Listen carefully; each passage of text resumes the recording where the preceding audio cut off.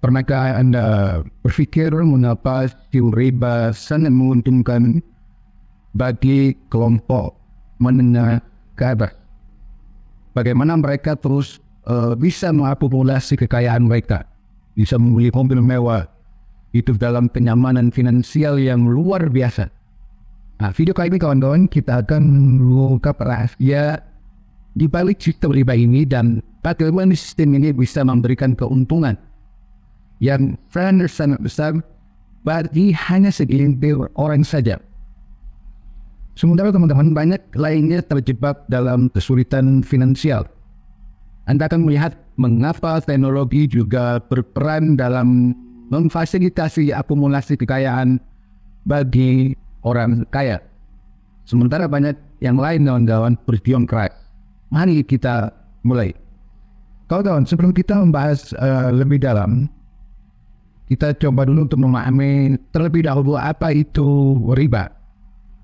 Riba atau bunga kawan-kawan adalah tambahan yang dibayar atas pinjaman uang. Zaman modern saat ini riba adalah bagian integral dari sistem keuangan global. Sistem ini telah ada selama ribuan tahun lalu. Namun dalam konteks ekonomi modern, riba memainkan peran yang sangat penting dalam menggerakkan roda ekonomi. Bagaimana riba dapat mempengaruhi kekayaan seseorang.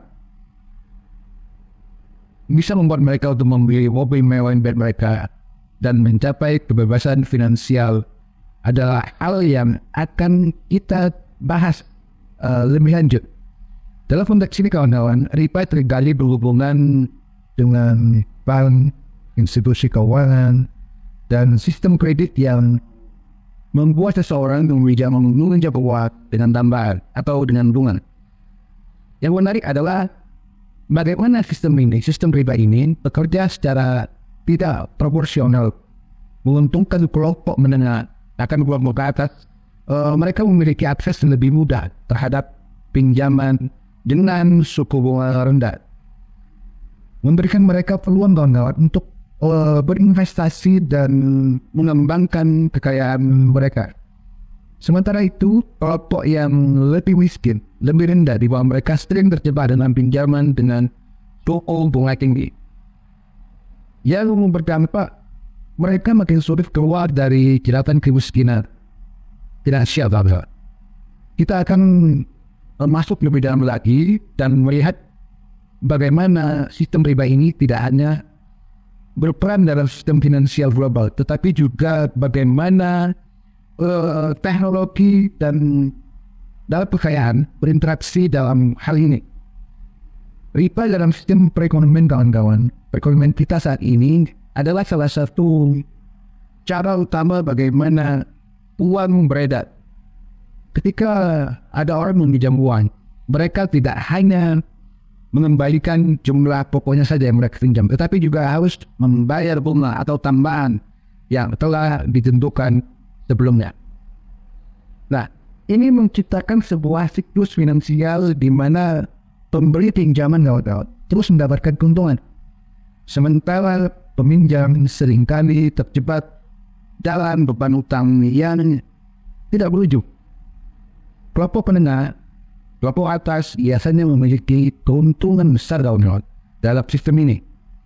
Mereka mendapatkan pinjaman dengan suku bunga rendah yang membuat mereka bisa melakukan apa saja, termasuk investasi di bidang strategis di berbagai sektor kawan-kawan, termasuk properti, saham, obligasi, teknologi. Dengan akses ini, mereka bisa terus menambah kekayaan mereka dan bisa menikmati gaya hidup mewah mereka, seperti memiliki mobil mewah, mempunyai rumah megah. Namun sebaliknya kawan-kawan, kelompok yang lebih rendah, kelompok menengah ke bawah, seringkali mengalami kesulitan dalam mendapatkan akses ke permodalan atau pinjaman ini, atau harus menghadapi suku bunga yang jauh lebih tinggi, yang menghambat kemampuan mereka untuk mengakumulasi atau menambah kekayaan mereka secara finansial. Kawan-kawan, sekarang mari kita masuk lebih dalam lagi tentang bagaimana sistem riba ini benar-benar menguntungkan kelompok menengah ke atas.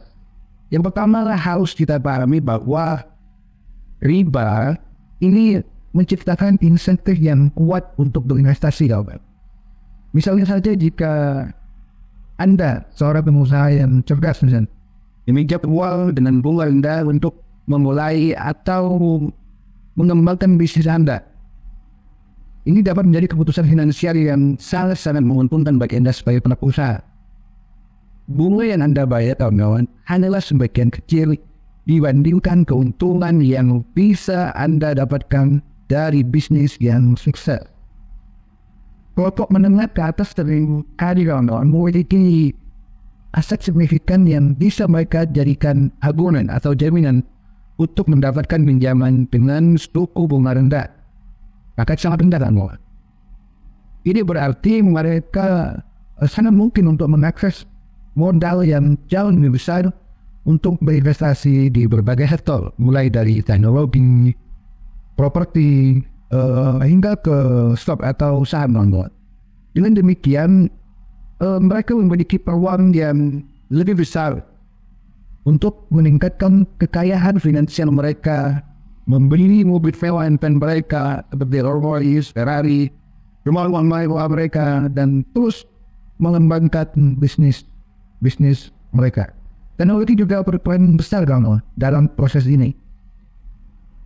Kita tidak mungkin di dunia digital saat ini, kelompok menengah ke atas memiliki akses ke teknologi yang memungkinkan mereka untuk memantau pasar secara retail, membuat keputusan investasi yang cepat dan tepat, dan meningkatkan kekayaan mereka secara eksponensial.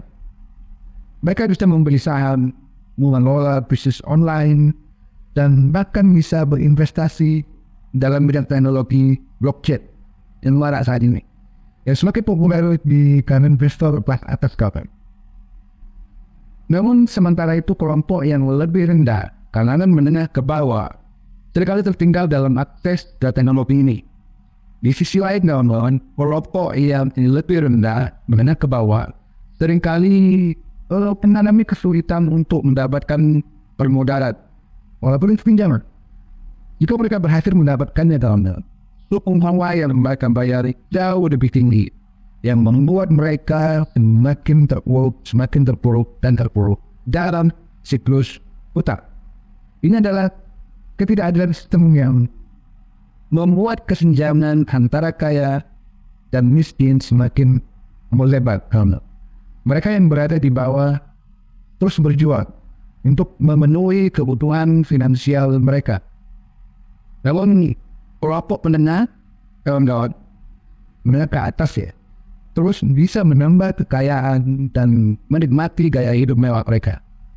Kawan-kawan, mari kita lihat contoh dari sektor properti misalnya. Banyak dari kita tahu bahwa real estate adalah salah satu investasi terbaik yang bisa atau banyak dilakukan untuk meningkatkan kekayaan finansial. Kelompok menengah ke atas, kawan-kawan, dengan akses mereka ke pinjaman berbunga rendah ini, bisa dengan mudah membeli properti, baik untuk mereka tinggal sendiri maupun untuk rental atau mereka sewakan. Ini adalah cara yang sangat efektif, kawan-kawan, untuk mengumpulkan kekayaan. Dengan pendapatan dari properti yang disewakan, mereka bisa membayar bunga dari uang yang mereka pinjam tadi, membayar ribanya dan tetap mendapatkan keuntungan besar. Mereka bisa membeli mobil mewah, dirikan atau membawa megah, berhidup tetap eksotis dalam negeri, dan bisa tetap menghasilkan keuntungan dari investasi properti mereka. Dalam jangka panjangnya, kawan-kawan, sistem riba ini bisa menciptakan ketidakadilan ekonomi yang sangat besar. Ketika kelompok menengah ke atas, kawan, terus mengakumulasi kekayaan mereka, mereka memiliki kekuatan yang lebih besar untuk mempengaruhi kebijakan ekonomi, kebijakan sosial dengan kekayaan yang mereka punya.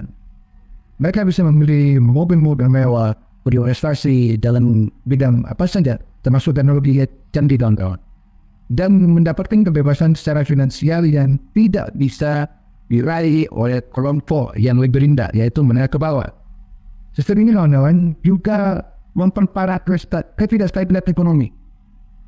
Secara umum ya, ketika kekayaan terpusat di tangan sedikit orang, ekonomi menjadi lebih rentan terhadap krisis. Ya. Ketika krisis ekonomi terjadi, kelompok yang lebih rendah, menengah ke bawah, seringkali menjadi yang pertama yang merasakan dampaknya. Kawan-kawan, mereka kehilangan pekerjaan, kehilangan aset, dan bahkan seringkali tidak memiliki cadangan finansial untuk bertahan hidup. Namun sebaliknya kawan-kawan, kelompok menengah ke atas yang sudah memiliki kekayaan finansial ini bisa bertahan bahkan ketika kondisi ekonomi memburuk. Kawan-kawan, untuk memberikan sedikit perspektif yang lebih luas tentang dampak sistem riba, saya akan mengutip beberapa ahli ekonomi yang telah meneliti sistem ini selama bertahun-tahun.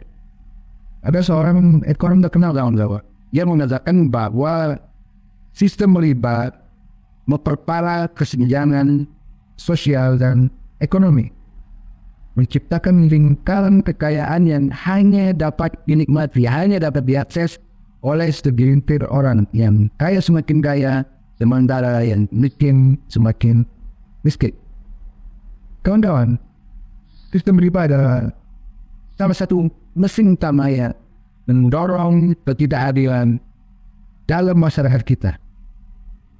Kelompok menengah ke atas kawan, dengan mengakses mereka ke pinjaman berbunga rendah, ini mampu mengakumulasi kekayaan seperti menambah mobil mewah, berinvestasi dalam teknologi canggih, dan menikmati kebebasan finansial yang luar biasa.